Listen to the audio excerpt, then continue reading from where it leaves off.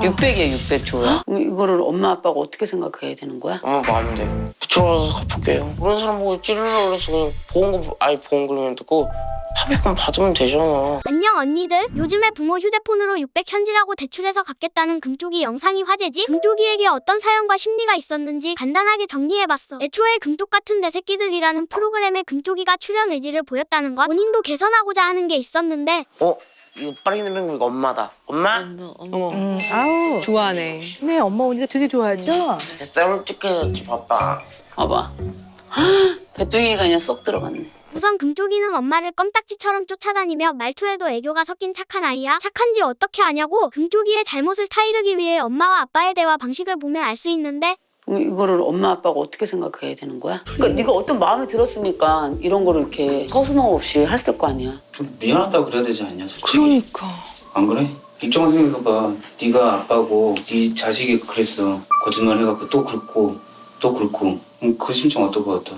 그 누구도 내가 나이가 많으니 내가 서열이 높다라는 개념을 전혀 찾아볼 수 없을 정도로 모두 같은 선상의 시선에서 대화를 진행해 내 아들이 몰래 카드로 600만 원을 결제했지만 이성적으로 얘기를 들어보려는 엄마와 아빠, 누나까지 이 가족은 진짜 말도 안 되게 화목하고 선한 사람들만 모여있는 가족이야. 근데 금쪽이는 왜 본인의 잘못을 인정하긴커녕 배째라는 식으로 나올까? 이 행동의 이유는 간단해. 바로 배신감이야. 어떠한 계기로 가족들에게 큰 배신감을 가지고 있던 아이고 평소 가족들과 즐겁게 얘기할 땐 당연히 좋을 거야. 다 좋은 사람들고 그 순간은 행복하니까. 하지만 본인의 명백한 잘못이 생겨 가족들이 나한테 뭐라고 하는 순간이 생기면 계속해서 가슴에 품고 살던 그 배신감이 발동돼 잘못을 꾸짖는 부모의 모습 자체가 꼴보기 싫고 쳐다보기도 싫은 상태의 반항심을 가지게 되는 것인데 이 가족의 장점은 선한 것인 것처럼 단점 또한 선한 것을 가지고 있어서 사실 버릇없다고 뺨 맞아도 이상하지 않았지만 무서움이라곤 일도 없는 순박한 아버지와 내 눈치를 보는 엄마와 누나, 금쪽이는 그런 가족의 선함을 그대로 악용하고 있는 거지. 본인이 이 집안에서 어떤 존재이고 본인이 어떤 행동을 해도 가족들이 절대 본인에게 찍소리도 못하게 하는 방법. 내가 죽어버리겠다, 내가 소년원 가겠다 이렇게 말하면 나한테 쩔쩔맬 걸 다 알고 있는 아이라는 거지. 왜? 가족들은 내 말 한마디에 눈치를 보는 존재들이고 너무 착하고 선한 사람이니까. 그리고 난 이렇게 말해도 될 권리가 있으니까. 너희한테 느꼈던 바로 그 배신감?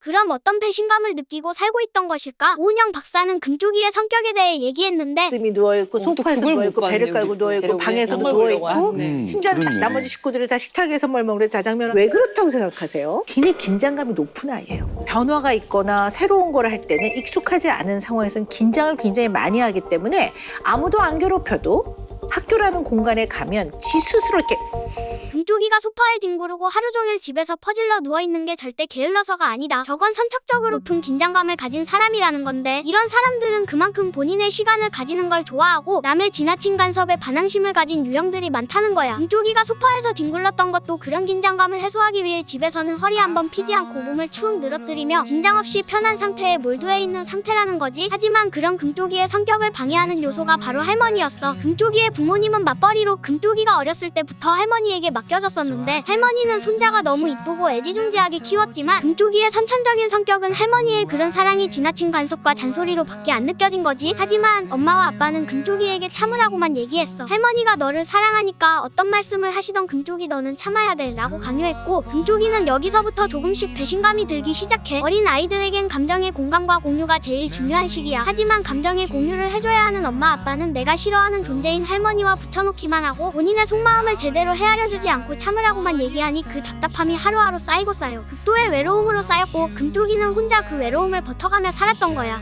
그것이 할머니의 사랑의 방식이었던 거죠. 조는 긴장감도 높고 또 이렇게 와서 좀 널브러져 있어야 되는 앤데 벗어라. 조야 벗었니? 아이고 아직도 교복을 안 벗고 있네. 빨리 벗어. 할머니가 자기 사랑하는 걸 알지만 싫어. 자기를 힘들게 하니까 싫어. 근데 이 할머니를 싫어하는 마음을 갖는 자기는 더 싫어. 착한 녀석을 더 했어. 싫어. 그런데 엄마가 뭐라고 자꾸 해.